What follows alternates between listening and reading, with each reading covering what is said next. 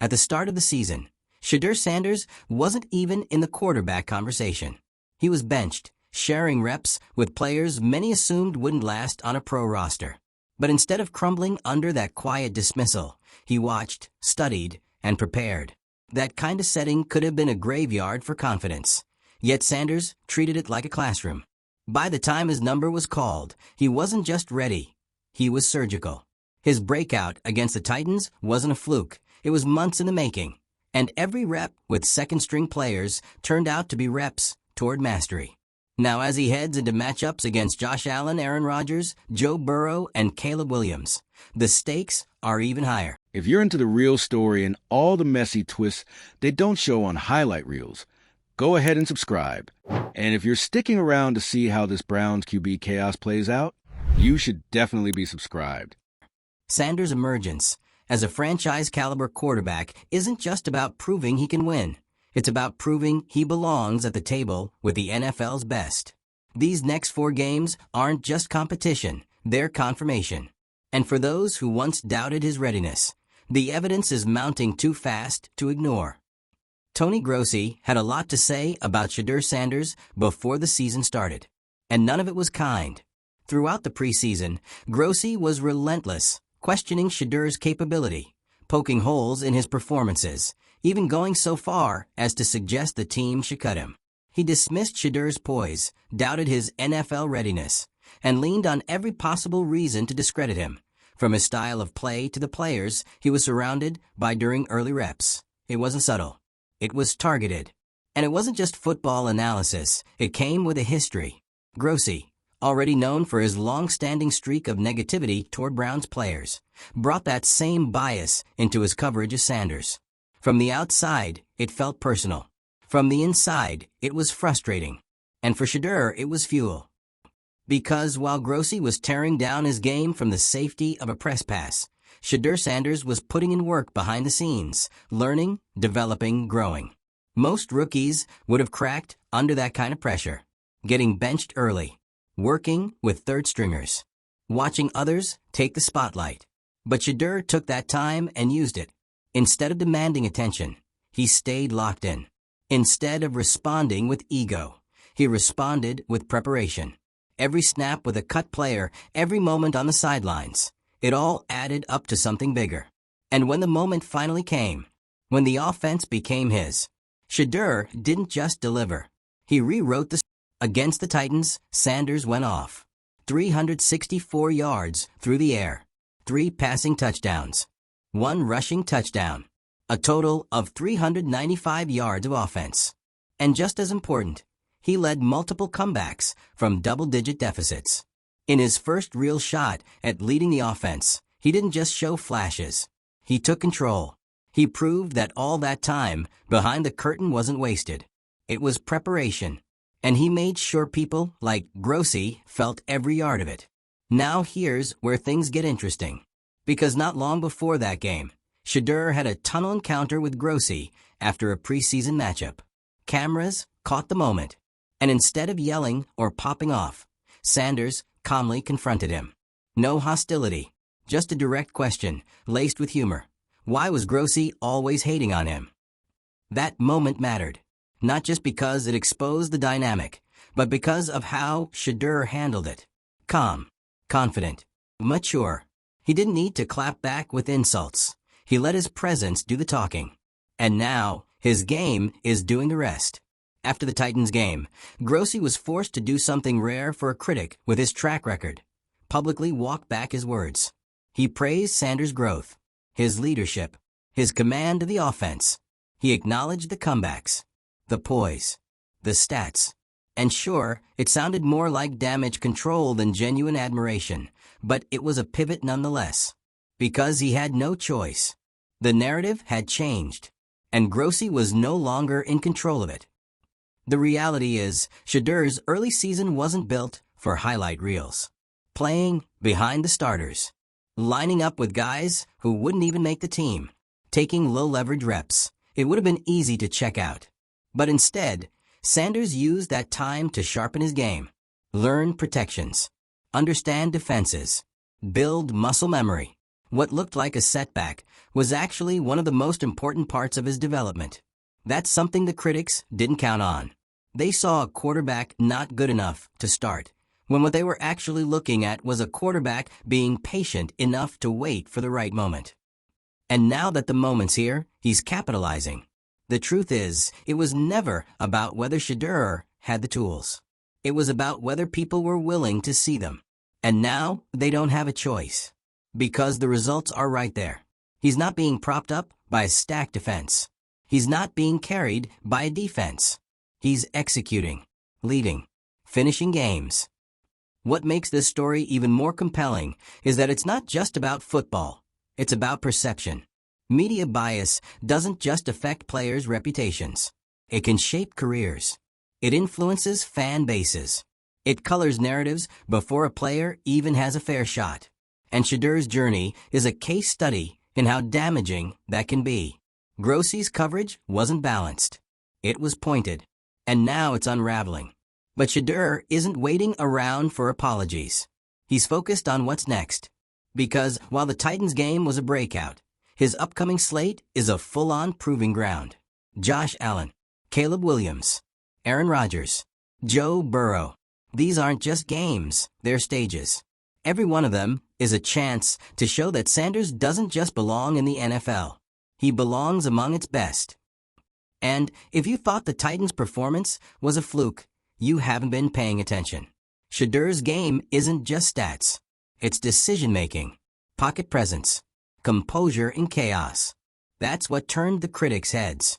That's what forced people like Grossi to rethink their narrative. Because this wasn't just a one-game wonder. It was a quarterback showing exactly what development behind the scenes can lead to. And that part matters. Because the easy story to tell would have been talented rookie hits the field and dominates. But the real story is rookie develops under pressure, overcomes bias, earns a shot, then delivers when the stakes are highest. You don't teach that. You don't manufacture it. That's character. And that's why Sanders is winning over fans, teammates, and grudgingly media critics. Because the difference between Shedeur and the narrative built around him is that he didn't let it define him. He didn't internalize it. He didn't let it become a self-fulfilling prophecy. He stayed patient, trusted his process, and now he's rewriting his place in the league. And people are watching. Executives, players, fans, analysts. Everyone who doubted him before is now holding their breath, wondering if this is just the beginning of something even bigger. And if it is, there's going to be a long list of people pretending they were fans from the start. But that tunnel moment, that conversation with Grossi, that's the receipt. That's the timestamp. That's when Shedeur showed he wasn't here for the headlines. He was here for the long game. So now the question is, how many of the people who doubted him are going to own it? How many more games will it take before the media stops moving the goalposts? How long until Shedeur Sanders isn't just impressing for a rookie, but being mentioned alongside the league's top quarterbacks? Those games are coming fast. And if Sanders keeps stacking performances like he did against the Titans, those conversations are going to happen whether people like Grossi are ready for them or not. Drop a comment and let us know. Was the criticism ever fair? Has Sanders already done enough to change the narrative? Or do you think there's more to prove? And which of the upcoming matchups are you most hyped to watch? If you've been rooting for Shedeur from the beginning, or if you're just now seeing the light, hit that like button. Share this video with someone who needs the reminder that patience is a strategy. And make sure you're subscribed for more stories where the receipts come due, the narratives collapse, and the underdogs turn into franchise leaders. Because Shedeur Sanders didn't just prove he belongs. He made sure the people who said he didn't will never forget it. There's a specific kind of silence that hits when someone you spent months publicly doubting suddenly proves you dead wrong. It's not just awkward, it's deafening. And right now, that silence is echoing all around Tony Grossi's corner of the sports world. Because after all the shade, the dismissiveness, the smug commentary, and the constant undercutting of Shedeur Sanders during the preseason, all Grossi can really do now is backpedal. Hard. But let's be honest, he's not just walking it back because he's had a change of heart. He's doing it because he has to. The performance Shedeur dropped against the Titans left no wiggle room. No more he's not ready. No more he hasn't faced real pressure. No more he's just a name. That game wasn't just a comeback. It was a full-blown narrative reset. 3 passing touchdowns. Nearly 400 total yards. A game-winning drive. And the kind of leadership that makes you forget this guy was riding the bench not long ago. It was all there, wrapped up in one performance. And it completely shut the door on every doubt that had been thrown his way. And it's not like this came out of nowhere. Sanders didn't suddenly wake up and turn into an elite quarterback overnight. He'd been preparing for this. Quietly. Consistently. While the cameras were focused elsewhere. While the headlines were hyping up everyone but him. He was getting his reps in, behind the scenes, with second stringers. With players who wouldn't even make the final cut. That's the part people like Grossi conveniently left out when they trashed his early performances. He wasn't being set up for success. He wasn't getting top-tier protection or chemistry reps with the starting receivers. He was running with backups and practice squad guys. And yet, somehow, he was the one being called unprepared? That's not analysis. That's bias. And Shedeur felt it. That's why the tunnel moment was so powerful. Because it wasn't explosive. It wasn't some viral clapback. It was simple, subtle, surgical. Why you always hating? Just 5 words. No yelling. No accusation. Just a calm, controlled confrontation. Exactly the kind of moment that tells you everything you need to know about Sanders.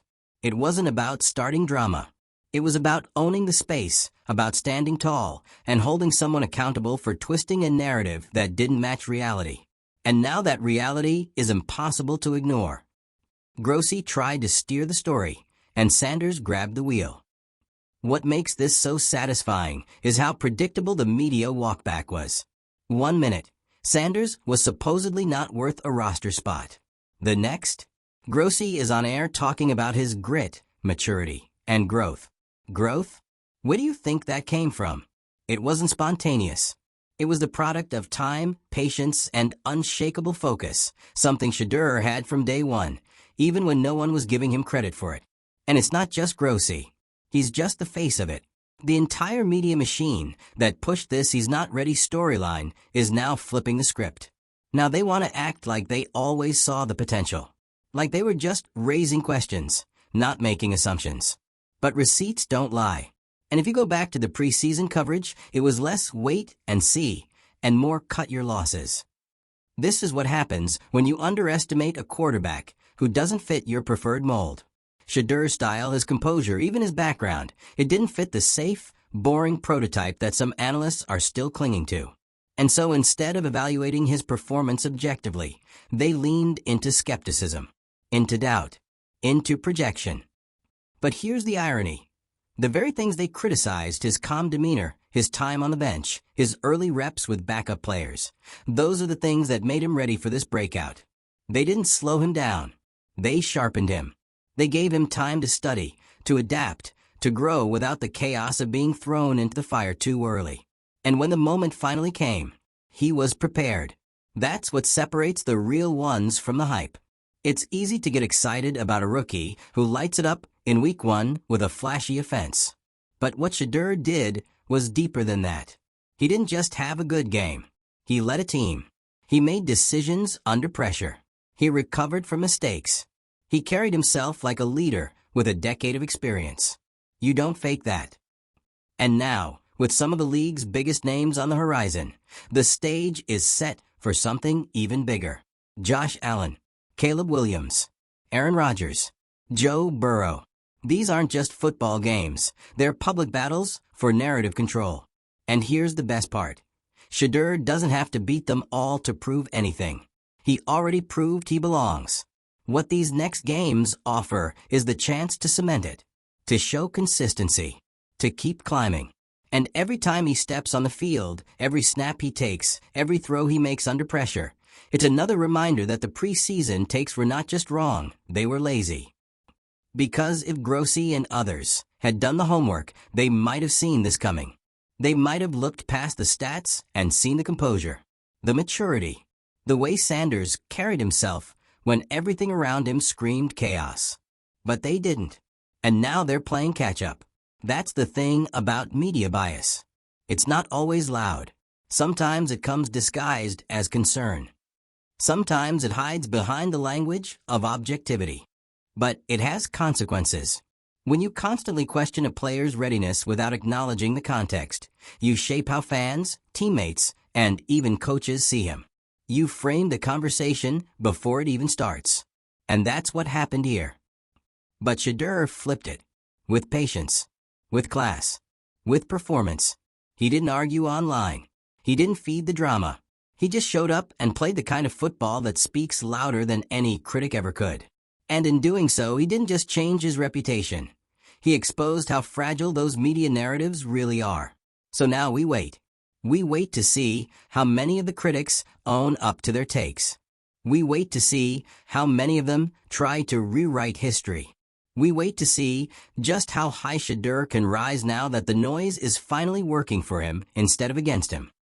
But while they're figuring that out, Sanders will be doing exactly what he's always done, staying composed, staying focused, and getting ready for the next challenge.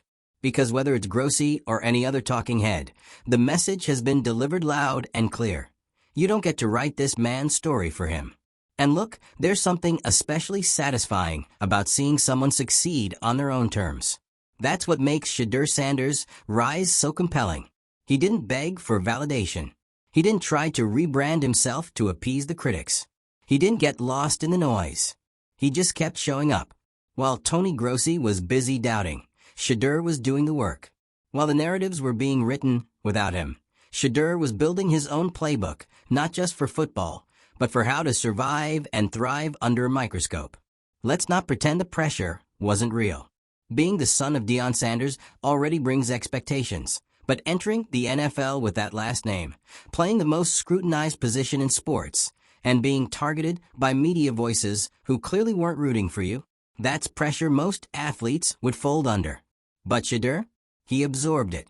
And now he's flipping it back onto the people who underestimated him. That preseason tunnel moment with Grossi was everything. A rookie confronting a longtime media figure who had been publicly pushing for his dismissal. That could have gone sideways fast. But it didn't. Because Shedeur didn't come at him with heat. He came with composure. It wasn't even an argument. It was a mirror. And Grossi didn't like what he saw. Because that brief moment revealed more about Shedeur than any throw or stat line could. It showed that he knew exactly what was being said about him. That he had receipts. That he wasn't just brushing it off, he was storing it.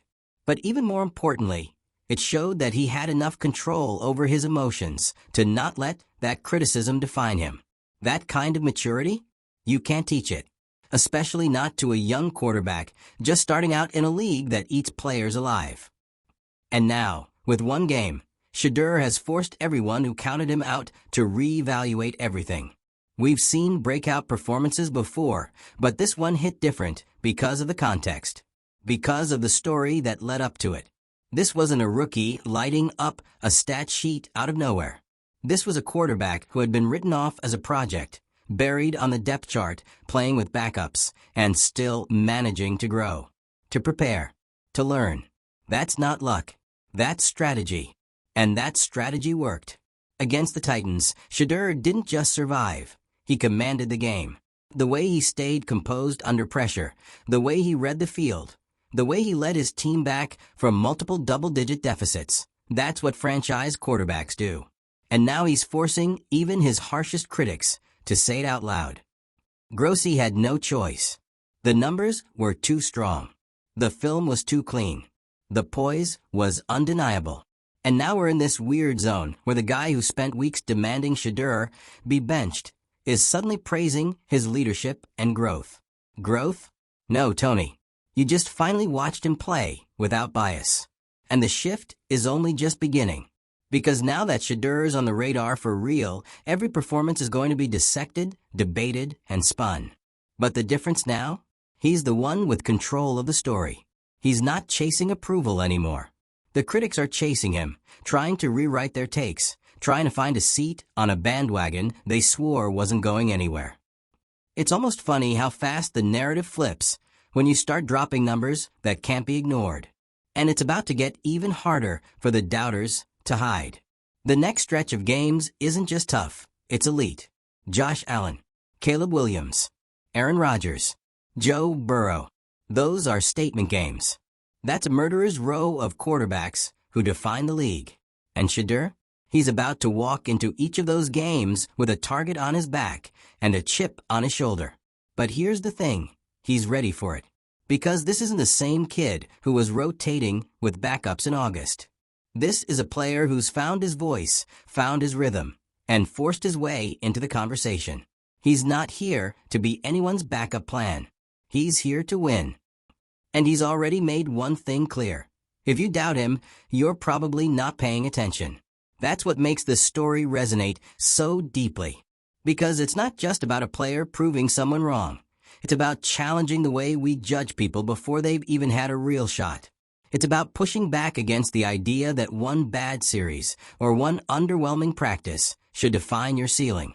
Shedeur didn't let the early noise shape his future. He just waited, learned, watched. And when the door finally opened, he didn't hesitate. He took it. And now the people who tried to close it are scrambling to stay relevant in a conversation they no longer control. So let's say it plainly. Shedeur Sanders isn't a project. He's not a placeholder. He's not just developing. He's here, right now, as a leader, as a playmaker, as a quarterback who can take over a game and command respect in a league that doesn't hand it out easily. Let us know in the comments. Do you think Tony Grossi actually learned anything from this? Or is this just another pivot to stay ahead of the backlash? And what do you think Shedeur needs to do next to shut this narrative down for good? Hit that like button if you're tired of biased coverage getting exposed. Share this with someone who still thinks Shedeur's success is a fluke. And subscribe so you don't miss a second of what's coming next.